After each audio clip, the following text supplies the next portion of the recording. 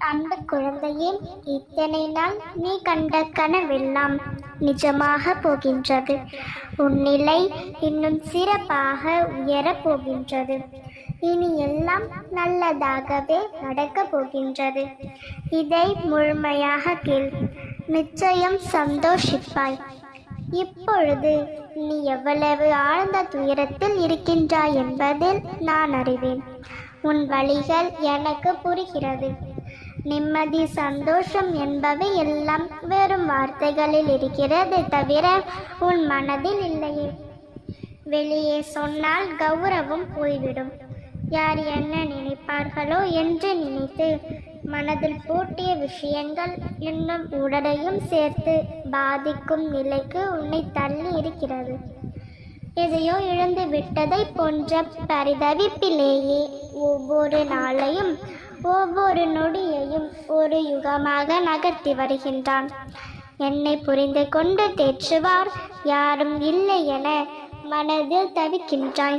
என் பிள்ளையே, உன்னை தேற்றுவதற்கும் உனக்கான உதவிகள் செய்வதற்கும் உன் அம்மா நான் இருக்கின்றேன். எதிலும் அவசரமோ பதற்றமோ கொள்ளாதே, அது பாழ்பட்டு விடும். நிதானமாக அணுகுமுறையே நடக்க வேண்டியதை, கிடைக்க வேண்டியதை உனக்கு கிடைக்க செய்யும். என்னை நம்பி சரணடைந்து விட்டால் அவர்களை நான் காப்பாற்றுவேன் என்று வாக்குறுதி கொடுத்திருக்கின்றேன். எனது வார்த்தையை காப்பாற்ற நான் பாடுபடுவேன். இந்த அம்மாவை அடைக்கலம் தேடி வந்தவன் நிவாரணம் பெறவில்லை என்பதில் இதுவரையில் இல்லை. நீ இன்று என்னை அம்மா என்று அழைத்து என் பாதங்களை சரணடைந்து விட்டாயோ, அன்று முதலே நீ நினைக்கும் காரியங்கள் எல்லாம் நிறைவேற்ற ஆயுக்தமாகிவிட்டேன்.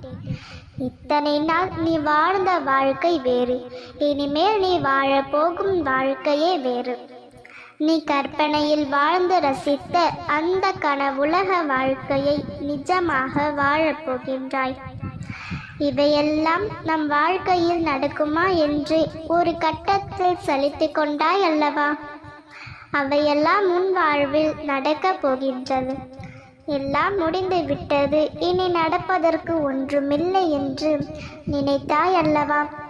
அந்த முடிவில் ஒரு ஆரம்பம் இருக்கிறது.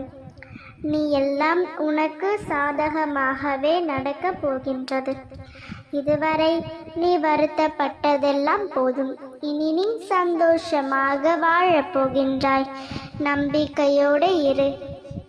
ஓம் சக்தி. ஓம் ஆதிபராசக்தி.